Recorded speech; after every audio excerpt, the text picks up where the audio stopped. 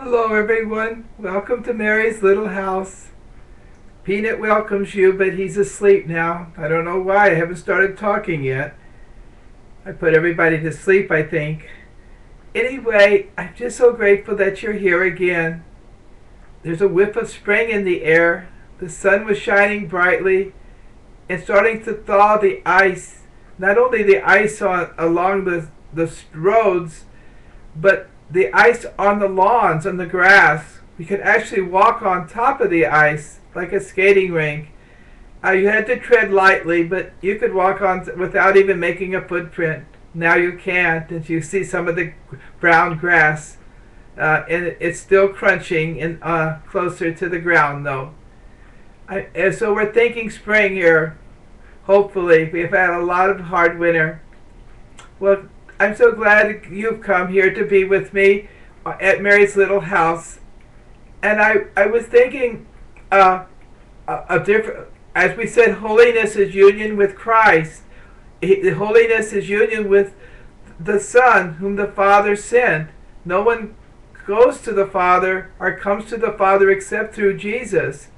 And Jesus comes, he's promised to when he to the apostles the night before he died, that he will come. He was leaving, but he will come again, and he promised, and he will come and take us to him. It's a personal thing. It's not like escort, but take us to him, unite himself to us, and bring us to the Father. It's a personal relationship. Well, one of the greatest ways we encounter Jesus and be united to him is the Eucharist, especially Holy Communion. That is, communion means common, and a union. You're sharing something in common. And what are you sharing? Maybe like Valentine's Day, you share a box of candy. You have communion because both are eating from the same box. Well, in the Eucharist, we share one bread, one body. That bread transubstantiated is his body when we receive him in the Eucharist. Body and blood, soul and divinity, his whole person. So what we share is not something, an object in between, like a box of candy, chocolates, or even a loaf of bread. That's symbolic, but it's we're sharing ourselves, our very selves, his body and blood, soul and divinity, and our body and blood, soul and humanity.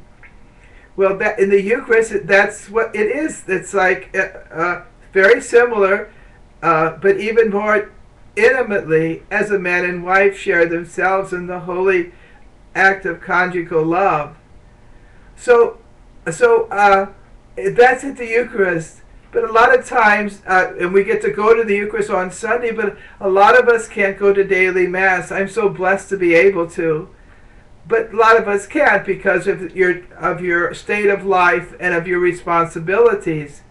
So I thought this little prayer that St. Alphonsus Liguori, Bishop and Doctor, founder of the Redemptorist Order,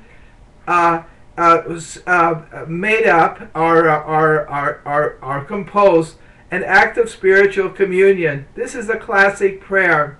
When you can't go to communion sacramentally at Mass to receive his body and blood, actually at Mass. And I want to read it to you and then make a comment about it. See how time we're doing on time. Okay, here's it is. And I just encourage you. You can use your own words. You don't have to have St. Alphonsus, but he has the essentials here. Act of spiritual communion.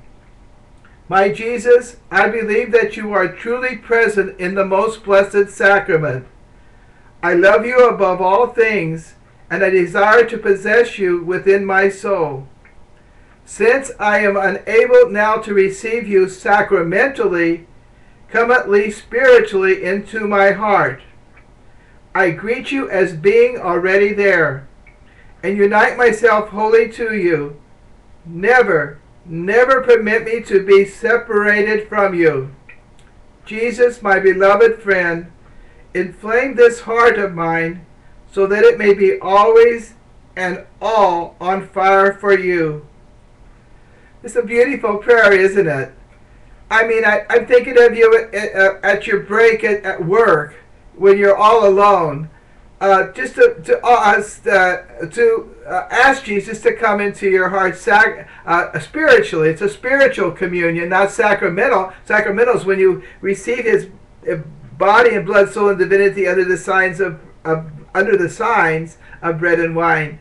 But spiritually, and it's wonderful. It keeps us nourished during the day when we can't go to daily mass.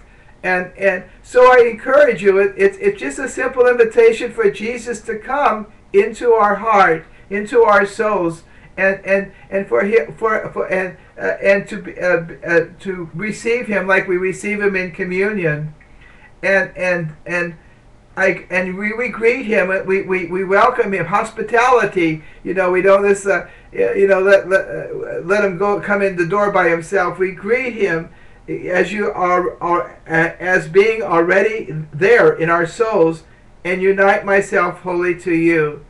There's the other part of communion, that union of ourselves, our whole being, our whole selves, our work, everything we're doing, united to Him, to unite myself wholly. Holy, did you hit WHOLLY, completely.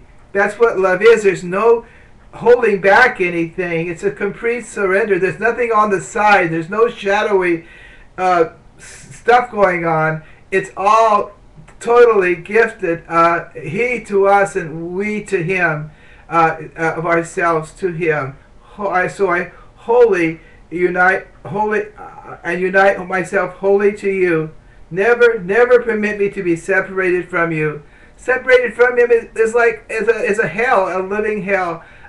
Never let us be separated from you. Jesus, beloved friend, inflame this heart of mine so that it may be always and so that it may always and all, so that it may all be always and all on fire for you. Always and all, not just a little part of our heart burning, but all on fire for Him. All.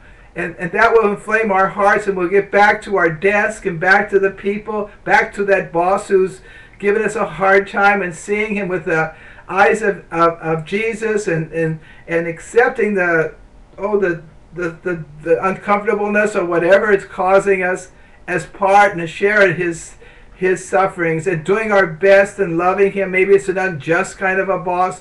Who cares? We just love Him unconditionally and work things out, and knowing that God will take care of us when we of our job, our occupation, our all those things. Seek first the kingdom, and everything else will be given to us. Our good name, all those things we worry about, our security, our to paying the bills, everything.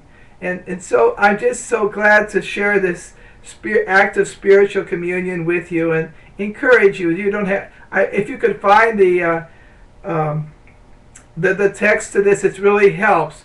But you don't need that. The essence of it is inviting Him in spiritually into our souls, and reuniting wholly, completely, to unite ourselves with Him present in our souls, and asking Him just to set our hearts afire, all on fire. All our hearts, not just a little bit, not just this, but not something else. Not in no attachment. We would to give ourselves totally to Him in love, in complete self-giving, as He gives us to Himself to us in love, and simply self-giving in communion. God bless you now. Have a wonderful evening and a wonderful day. Spiritual communion. God bless you. Bye-bye.